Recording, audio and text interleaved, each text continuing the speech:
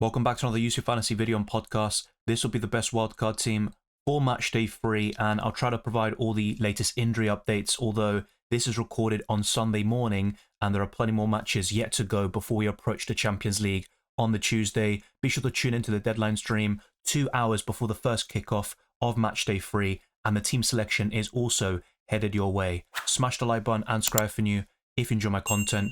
Our aim is to get this to 300 likes and to keep on pushing towards 30,000 subscribers. We're actually very close to getting towards 29k, so thank you very much for your support. Check all the other links in the description below for my Twitter and Instagram, DylanRCM, the Patreon and the championships by clicking the join button on YouTube for early access to my videos, amongst many other perks. You can also see the UCL Fantasy League on screen, and there is an auto-join link in the description below, as well as my Spotify. Without further ado, let's jump straight into it. Price changes started in Matchday 3, and I've actually built up a squad value of 100.6 million. So what you can see on screen is for someone starting now in Matchday 3 who will get a 100 million budget. We do get a 5 million increase towards this in the knockout stages, but we'll talk more about that later on in the competition. If you're unsure about anything in UCL Fantasy, check out my how to play guide and also the chip strategy video that I uploaded very recently. It's still applicable throughout the rest of this tournament. But let's start off with the best wildcard team with 2 goalkeepers, 5 defenders, 5 midfielders, and 3 forwards. These changes are permanent, unlike the limitless, and we have to adhere to our budget.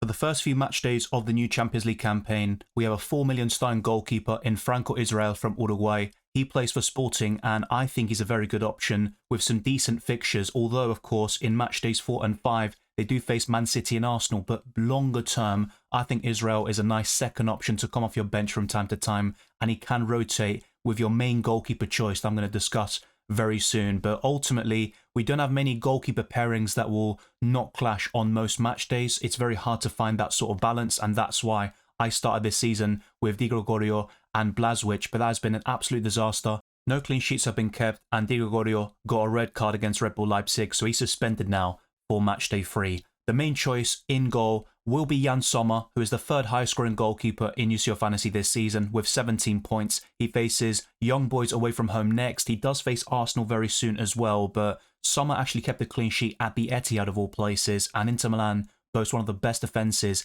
in the last couple of seasons, and Sommer has been a great UCL Fantasy option for quite some time now. So I'm very happy with this goalkeeper pairing on paper. Let's see if it can fare better than the infamous duo of Blažević and Di Gregorio. The first 2 defenders I'm going to highlight are injury doubts, or in the case of one of them, they have an illness. But Salisu picked up a muscle problem during the international break, and he could be out for a couple of weeks, but there's nothing definitive as far as I've seen about his injury. He missed the weekend's action for Monaco, and we'll wait and see if he's in contention to play this week in the Champions League. If he's in the squad, then there's a good chance he will feature and possibly even start. He's my favourite 4 million defender, although Monaco aren't the greatest defensively. They haven't kept that many clean sheets this season, and 3 goals conceded already in the Champions League. They faced Barcelona, who had 10 men, of course, and got a famous victory by a 2-1 scoreline. So I think Salisu could be a great option at this price point if he is fit and available, but I will discuss some alternatives later on in this podcast, just in case the likes of Salisu aren't available. Next up is Kolasinac, who currently has a virus, but I think Atalanta have been very impressive, especially from a defensive perspective this season, with no goals conceded in the Champions League so far. They even drew 0-0 against Arsenal in Matchday 1 and got a 3-0 victory away from home against Shakhtar Donetsk. And Kolasinac has 17 UCL Fantasy points, but you've also got Zappacosta, Jimitsi, and a few other options to cover Atalanta defensively, maybe their goalkeeper at 4.5 million as well. But let's now go to some more famous options, so to speak, and one of them is Rico Lewis, who is very popular in FPL at the moment. I've currently got him in that fantasy format, and Lewis did very well for me last season in the Champions League, particularly in the group stages where he got a lot of starts, and I think this could also be another case where he gets a lot of minutes, but if he also gets a lot of starts in the Premier League, that could conflict with his Champions League prospects, and he might get fewer minutes as a result, as Man City have a very good squad overall. Maybe not the most, in terms of quantity as it maybe would have been a couple of years ago, but they still have a lot of versatile players like Rico Lewis, and they can afford to rotate and still get the wins on board. I like Lewis for the attacking potential, mainly the assists, of course, and the clean sheets, which City tend to get in the Champions League, but not so much, of course, in the domestic competitions, particularly in FPL, of course, with the Premier League. Let's now complete this defence with a premium option in Gabriel. Arsenal were very disappointing against Bournemouth. They lost 2-0 and went down to 10 men yet again for the third time this season in only 8 league games. But if they can fix that up, stop making these mistakes and obviously getting these cheap red cards, I think Arsenal can get a lot of clean sheets this season in the Champions League and Premier League. And so far in this competition, it's no goals conceded. And they got an impressive 2-0 win over PSG in Matchday 2 and a clean sheet away from home against Atalanta, who are one of the most underrated sides in Europe. And finally, I'm going to Cubarsí yet again, but he hasn't been too impressive on the ball recovery front. He also got subbed off quite early against Young Boys, but obviously banked in the clean sheet and a 6-pointer. He does face Bayern Munich next, but I still like Barcelona's fixtures long term, and I can see them keeping a few clean sheets in the league phase, and Cubarsí still offers tremendous value at 4.5 million. Let me know your thoughts down in the comment section below about the best defenders at 4.5 million and below. You might want to go for Luca Dean instead, but I'll discuss some alternatives later on, as I mentioned earlier. But let's now head over to the midfielders. I'm going for a heavy hitter in this position in Mohamed Salah. It might seem like a hefty price tag in UCL Fantasy, but trust me, around 10 million for Salah is an absolute bargain. He costs 12.5 million constantly in FPL, sometimes even up to 13 million because of his consistent output. He's had a great start to this season. We'll see how he fares on against Chelsea later on, because this video is recorded on Sunday morning and hopefully no injuries happen. And I do think Salah can do extremely well. I wouldn't even mind doubling up on Liverpool with Trent Alexander-Arnold at the back, but they do face Bayer Leverkusen and Real Madrid very soon. And if you do go for Salah, you might be tempted to downgrade him in Matchday 4 to then fund a premium attacker in the forward line, or possibly another premium in this position like Phil Foden and many others such as Musiala. But next up, I'm going for a mega differential in Lookman, who was the hero of the Europa League final against Bayer Leverkusen last season in that famous 3-0 victory, and he's got 17 points to his name in UCL Fantasy in this campaign. I like him a lot against Celtic, who have conceded so many goals, especially of course in Matchday 2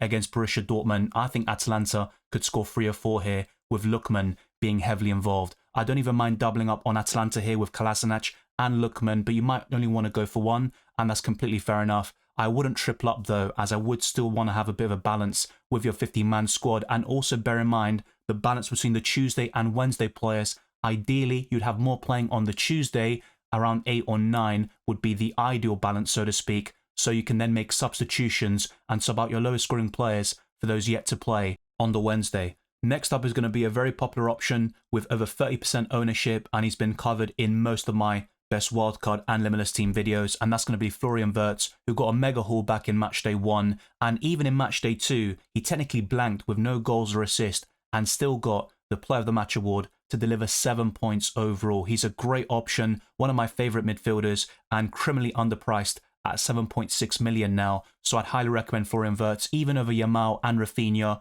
who are still worth considering despite facing Bayern Munich, but I would give the edge to Florian Wirtz at this moment in time. Now, if you are looking for another differential at a similar price, I think Pulisic would be it, and when I say another differential, I am referring to Lookman, of course, and I do like this fixture against Club Brugge, but AC Milan are very inconsistent, and they face Real Madrid in Matchday 4, so you might just want to go to Yamal from the get-go, and I understand that, so just bear that in mind. If you want to go for the longer-term option, Rafinha or Yamal would be your best bet at this price point, but if you want to take a punt on Matchday 3 and kind of attack this fixture, I would go for Pulisic against Club Brugge at home. And finally, if all goes well and this player is fully fit and available, I think he's one of the best captaincy options on the Tuesday, and that's Bukayo Saka, who missed out entirely against Bournemouth in Arsenal's shocking 2-0 defeat, and I do think Saka can get a lot of points at home against Shakhtar Donetsk. He is one of the best players in home matches over the last year in the Champions League with so many double-digit hauls, and he could make it another one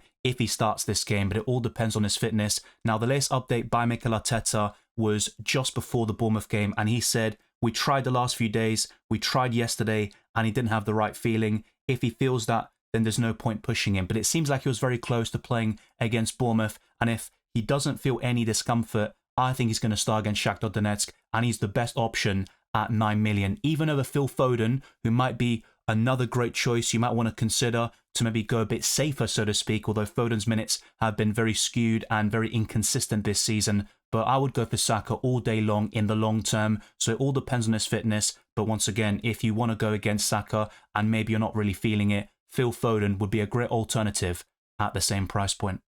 Every season, I pretty much say the same thing about the forwards we have. We are stacked with options in this position, even at the mid-price range, with Watkins, Vlahovic, Kai Havertz, and many more. Even Taremi, if he gets a start against Young Boys, just like he did in Matchday 2 with his heroics and the Player of the Match award. But I would go for Ollie Watkins at home to Bologna, and I like Aston Villa's fixtures long term. I would kind of recommend going against Aston Villa because they faced Bayern Munich in Matchday 2, but they still got the victory there. Watkins did blank, but in the Premier League, he's been scoring very consistently, and he scored on his Champions League debut against Young Boys away back in Matchday 1. So I really like Ollie Watkins, but you might want to go for Kai Havertz to cover the Arsenal attack, and maybe if you don't go for Saka, that could be the best way of doing it by going for the German up front. But right now, I would favour Ollie Watkins and this sort of balance of one Arsenal attacker in Saka, and of course, covering Aston Villa with their talisman in Ollie Watkins. Next up, though, is going to be one of the best strikers in Europe. Some people will say he is the best, and in terms of goal scoring, you don't get better than Erling Haaland, who has a great fixture ahead of him at home as well. And honestly, I could see him scoring a hat-trick, maybe a brace if he's feeling a bit humble. I'm not so sure about that though. And he could even score 4 or 5 goals. It wouldn't surprise me, but he hasn't really got going yet in the Champions League. He scored in Matchday 2, but just the 1 goal, and that's what kind of pushed a lot of people to change the captaincy from the Tuesday to the Wednesday last time out. And in the end, that might have not worked for some people like myself. I'll talk about that in the team selection podcast. But in terms of premiums, you look at Mbappe, Vinicius and Harry Kane this week, there's still great options, even Lewandowski. But with the fixture in mind as well, I think Haaland is the standout captaincy option on the Wednesday and the best premium forward in the game for Matchday 3. And finally, I'm going for another mid-price forward here in Vlahovic, who has had a great start to this season, especially in the Champions League, with a brace against Red Bull Leipzig away. That was an incredible performance. And against Stuttgart at home, who have a lot of injury problems, I could see Juventus getting a win. It might only be 1 or 2-0, but I think Vlahovic will be heavily involved. So I'd highly recommend him as a mega differential with only 6% ownership. And he's the 3rd highest scoring forward in the game, only behind Harry Kane and Sima at the moment, who is a budget forward to be fair. You might want to look at him when he's fully fit and available. So this 50-man squad is very strong in my opinion, but I will show you some alternatives later on because the likes of Salisu could be out and you might want to go for a few different options. Maybe Saka, you're not too sure about him starting, as I mentioned earlier. But in terms of the captaincy and also the balance between the Tuesday and the Wednesday, I would keep it simple. Saka will be my captain on the Tuesday and Haaland on the Wednesday. But if you want to go a bit different, I think Ollie Watkins would be a great captaincy shout on the Tuesday, the 22nd of October. And maybe on the 23rd, if you go for Phil Foden, that will be another great shout. Or Mohamed Salah, who's always a threat, even in a tough away game on paper, like Red Bull Leipzig away. But let's now head over to the alternative section, and you might even prefer what I'm going to show you next than the best wildcard team highlighted throughout this video. It's worth highlighting that Franco Israel didn't start for Sporting in the last game over the weekend. That was actually on Saturday the 19th of October. So maybe the first choice goalkeeper will now take his spot and reclaim it as his own even in the Champions League. So if you want to go for another 4 million goalkeeper who doesn't clash with Sommer for a lot of match days actually, potentially until matchday 8, then I would go for Perin for Juventus, who will come in for Di Gregorio. But will Perin start in match days 4, 5 and 6 once the suspension has been cleared? I'm not entirely sure about that, and Thiago Motta has rotated a lot with his goalkeepers, but maybe this red card has pushed him to the edge and Perin will become the first choice in the Champions League. And if he does, this will be the ideal goalkeeper Perin, because you've got Perin at 4 million covering Juventus and also Sommer, and the way they kind of rotate with each other is incredible, and you don't spend that much money actually, as Perin only costs 4 million. He faces Stuttgart at home. They might concede in that game, but I still think if you're going for a 4 million goalkeeper, or even at 4.5, there aren't many better than Perin in matchday 3. As for the defensive line, I've brought in Luca Dean, and you could go for Zappacosta instead of Kolasinac if the virus turns out to be a bit more severe and he misses out in matchday 3. In the midfield, I've gone for Kalanoglu and also Orkan Kokcu, who has been in really good form. He's one of the highest scoring midfielders in the game this season. And what that allows you to do is buy Harry Kane or any premium forward up front. And Kane doesn't look great against Barcelona away. And if I'm being honest, the way I see it, Kane can sometimes disappear in the biggest games, especially away from home. But I do like Kane against PSG at home. And also, you look at Benfica at home very soon. I think Kane can do really well in those matches. And if you look longer term, I think Harry Kane is probably the best forward in UCL Fantasy alongside Erling Haaland. Mbappe hasn't really clicked just yet, but you might want to go for him if you're not really fancying Kane against Barcelona away. That's understandable. And don't even put it past Lewandowski to score against his former club,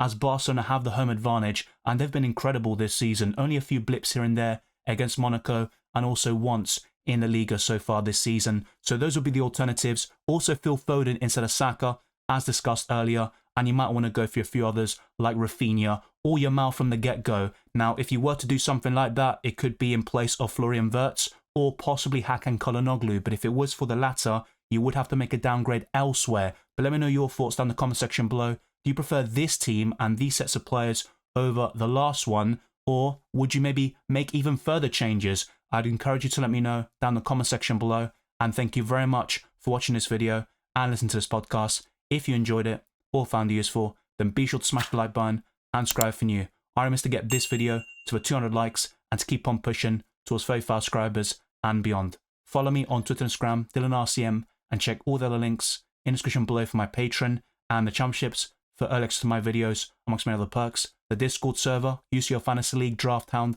as well as Spotify. Leave a 5-star review on my podcast. It would go a long way to support my channel. I wish you all the best of luck for Matchday 3 and the rest of the season, and I'll see you next time.